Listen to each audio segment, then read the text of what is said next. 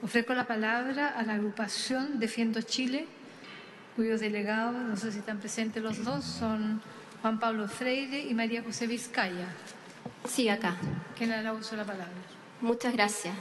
Bueno, estamos acá en representación de la sociedad civil, así que les agradecemos esta instancia de poder expresar un punto de vista bastante diferente quizás de lo que se ha escuchado en esta sala, pero agradecer la instancia de que también sea respetada y sea escuchada nuestra opinión como gente de fe cristiana que habita en este país, en Chile.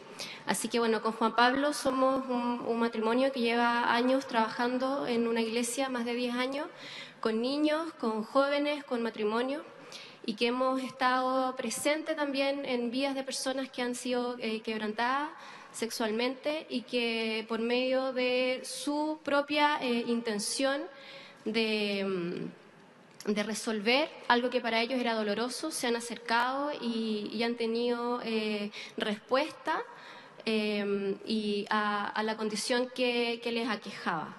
Así que bueno, nosotros vamos a dar este punto de vista agradeciendo que se nos haya dado esta instancia.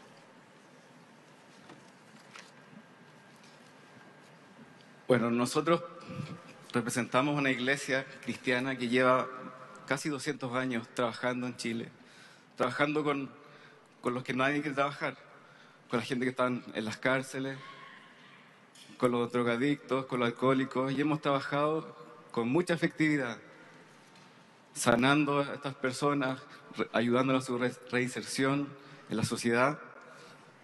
Y por lo tanto reclamamos un espacio para hablar, porque se dice hoy día que el que profesa una religión no puede hablar, porque su punto de vista está determinado por su religión. Pero ¿saben qué? La iglesia cristiana es una iglesia que está en terreno, que sirve a la sociedad con el amor y el poder de Dios. Por tanto, reclamamos este espacio, hablar, porque estamos ahí, estamos con la gente, porque somos personas dedicadas a otras personas. ¿Y cuál es la doctrina que nos lleva a servir? Bueno, la humanidad fue creada por Dios y fuimos creados hombres y mujeres, distintos pero complementarios. Que el matrimonio es la unión entre hombre y mujer y es el fundamento de la familia diseñada por Dios. Que Dios bendice a las familias y que vivir fuera del diseño con que fuimos creados trae sufrimiento y destrucción al ser humano. Que la homosexualidad y la transexualidad son conductas. Ahora, yo sé que muchos se molestan aquí, porque dicen, ¿qué viene este hombre, este pastor, este canuto, a imponer su doctrina? El tema es que, así como algunos se enojan porque queremos imponer esta doctrina y que no la queremos imponer, nosotros también no queremos que se nos imponga una ideología. Porque el proyecto de la identidad de género se basa en una ideología. Porque estamos creando algo que nunca antes había sido creado, que es el concepto de identidad de género, y además le otorgamos el valor de derecho fundamental, de derecho básico. Y como consecuencia de eso, entran a todos los colegios, a toda la educación, al currículum educativo, la ideología de género, enseñarle a los niños que pueden ser lo que ellos quieran ser, que la identidad de género es una construcción social. Es algo que es totalmente contrario a lo que nosotros creemos, a las convicciones que tenemos nosotros, pero que también creemos y constatamos que no está avalada por la evidencia científica, o sea, es ideología pura. Entonces, en torno a datos que no se han mencionado en esta sala, sí en otras sesiones, existen evidencias científicas que nos preocupan y que, por ejemplo, la presentación que hizo la doctora Ugarte, o estudios que sí existen, porque han dicho que no existen estudios que sí existen, que han sido mencionados por los científicos, o también como este que es el de sexualidad y género, conclusiones de la biología, la psicología y las ciencias sociales, publicado en 2016, que es el de New Atlantis. Es una revista de tecnología y sociedad que publicó su número 50 en su número 50 en otoño de 2016 este artículo, y es realizado por prestigiosos académicos de la Johns Hopkins University, como el doctor Lawrence Meyer, bioestadístico, epidemiólogo e investigador del Departamento de Psiquiatría de la universidad mencionada, y el doctor Paul McCagg, médico graduado de la Harvard Medical School, profesor de psiquiatría y ciencias del comportamiento, y estuvo a cargo del área de psiquiatría de esta universidad por 25 años. Es uno de los psiquiatras más importantes de Estados Unidos de los últimos 50 años. Y este estudio consistió en un análisis en profundidad de más de 500 artículos y consulta de varios cientos más de artículos relacionados con identidad, con el género y la orientación sexual y la homosexualidad y la transexualidad. Entonces, en base a estadísticas que son reales, nosotros tenemos estas preocupaciones, porque como decía la doctora Ugarte, si en los niños que presentan, que ya es un número reducido, que presentan la disforia de género, que a todo esto se ha querido despatologizar, cuando en realidad está reconocido por los endocrinólogos, por los psiquiatras, por los científicos, que es una disforia de género y que en la mayoría de los niños que la presentan, entre un 85 a 95% se resuelve de manera natural llegada a la adultez en su pleno desarrollo. Y además, otra estadística que señala estos estudios es que los adultos sometidos a cirugías de reasignación de sexo siguen experimentando con mayor frecuencia problemas de salud mental, por ejemplo, 5 veces más intentos de suicidio y 19 veces más de riesgo de morir por suicidio. Y estas son estadísticas que están publicadas y que son científicas. Por lo tanto, uno se pregunta si existen estos números, ¿cuánto más puede afectar un tratamiento de intervención hormonal o de cualquier tipo a un niño o joven que está en pleno proceso natural de crecimiento? Porque nuestra Constitución dice y define como niño a toda persona de menos de 18 años. Y eso está en nuestra Constitución. Entonces, ¿cómo vamos a proveer, a otorgar un derecho que puede ser peligroso para la integridad emocional, la integridad de la identidad de esa persona? Entonces, nuestra postura como organización y como iglesia no es en contra de las personas transexuales, porque como hemos demostrado acá, nosotros estamos dispuestos y trabajamos con las personas, con todo tipo de personas, y hemos trabajado con personas también que voluntariamente se han acercado a nosotros para poder hablar estos temas. Entonces, nuestra postura no es discriminar a las personas. Nuestra postura viene de la necesidad de mostrar lo que ya es evidente estadísticamente, que es que efectivamente, incluso en los adultos, hay dolor y sufrimiento cuando el ser humano vive fuera de su naturaleza. Porque esas estadísticas que hablaban de los adultos es en países en donde ya existen las operaciones quirúrgicas para revertir o para cambiarse de sexo. Entonces, son sociedades donde no hay discriminación, donde hay aceptación social. Sin embargo, ese gran porcentaje sigue teniendo las mismas dificultades que ya no tienen que ver con el juicio social, sino que tiene que ver con que una ley de identidad de género no resuelve realmente en todos los casos, como en estas estadísticas demuestra, el sentir y el drama que viven las personas que tienen esta condición.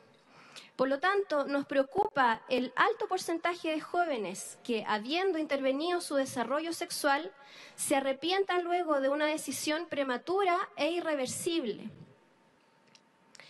Y lo otro que nos preocupa es que la educación en ideología de género ya ha ingresado a los colegios, ya está en los colegios, y sin previo aviso ni tampoco consentimiento de los padres. Y eso nosotros lo sabemos porque como agrupación recibimos consultas de padres que nos cuentan, nos dicen que en nivel de preescolar los niños son consultados y son acerca de su identidad, de si se sienten hombres o se sienten mujeres. Hoy día mismo una mamá me decía esto, que su niñita de 3 años había llegado preguntándole por qué le habían hecho esa pregunta en el colegio. Otra señora que me contaba hoy día la experiencia de una escuela en San Javier, un curso de 7º básico, que el promedio de la edad de los niños es de 12 años. El profesor los animó a ver la película de La Mujer Fantástica. Y los animó para que ellos en el fondo pudieran abrir sus mentes y pudieran respetar a todo tipo de personas.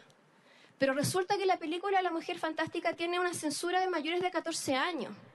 Entonces, ¿por qué la educación en ideología de género ha pasado por encima de los padres? Y en esto yo quiero decir que hay un conflicto con la palabra discriminación. Porque yo como mamá, que tengo 4 hijos, porque no soy tan joven como parezco, a mis 4 hijos yo les voy a enseñar a respetar a todas las personas, porque todas las personas, sin diferencia, son personas que tienen dignidad. Pero eso no significa que yo le voy a enseñar la ideología de género a mi hijo. Entonces, ¿cuál es la discriminación? No podemos simplemente por decir a todo que bueno, enseñar como verdad algo que no para todas las personas es así. Vamos a enseñarle que existen personas homosexuales, que existen personas transexuales, pero eso no significa, y que las van a respetar, pero eso no significa que yo voy a permitir que la ideología de género entre a los colegios y le digan y cuestionen a mis hijos acerca de su identidad sexual. Entonces, eso es algo que trae... y eso tampoco niega la realidad de los niños que tienen disforia de género. El tema es cómo vamos a tratar este tema. Entonces, tomando en cuenta todo esto, nuestra presentación lo que pretende es demostrar que existe una gran evidencia científica que demuestra que hay dolor y que hay sufrimiento en las personas que tienen un cambio de identidad de género, incluso habiendo sin prejuicio social y con tratamientos quirúrgicos. Pero ¿qué vamos a hacer con ese tremendo porcentaje de niños que, habiendo sido intervenidos, animados o incitados a temprana edad a un cambio de género, lo reviertan, habiendo sido tratados hormonalmente, reviertan una condición que ya va a ser en muchos de los casos irreversible? Entonces esto es un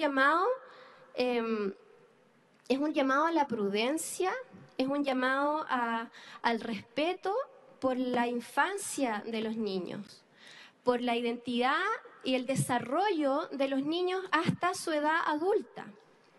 Es un llamado a defender la libertad de conciencia y de expresión de todos los chilenos, porque la libertad de conciencia y la libertad de expresión nos va a permitir, como Iglesia Cristiana, seguir haciéndonos cargo de las personas que quieran revertir, de las personas que no alcanzaron la felicidad, de las personas que no encontraron su identidad luego de haber seguido los instintos que los llevaron a eso.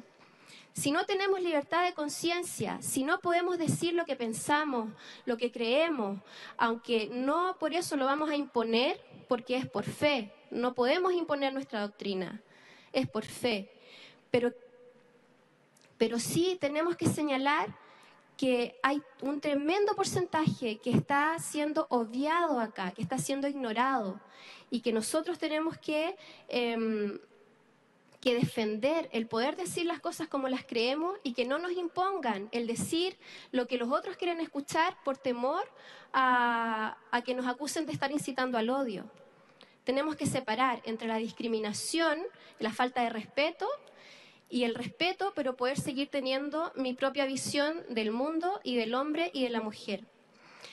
Y hacemos un llamado a legislar en base a estas verdades y a estas evidencias que respaldan que finalmente la ciencia ha corroborado lo que acabamos de expresar que dice la Biblia, que es que hay dolor y sufrimiento cuando las personas viven fuera de su naturaleza. Un llamado a proteger y resguardar a los niños y jóvenes en todo su proceso de crecimiento y de madurez. Un llamado a la prudencia hasta que en la mayoría de edad los adultos sean los que pueden tomar sus propias decisiones, pero en absoluta conciencia de las implicancias y de las consecuencias que serán permanentes en el tiempo. Un llamado a los legisladores a tener temor de ser tropiezo, a tener temor de equivocarse al propiciar circunstancias que pueden traer sufrimiento perpetuo a tantos ciudadanos chilenos, sobre todo a los niños de nuestro país. Muchas gracias. Muchas gracias por su exposición.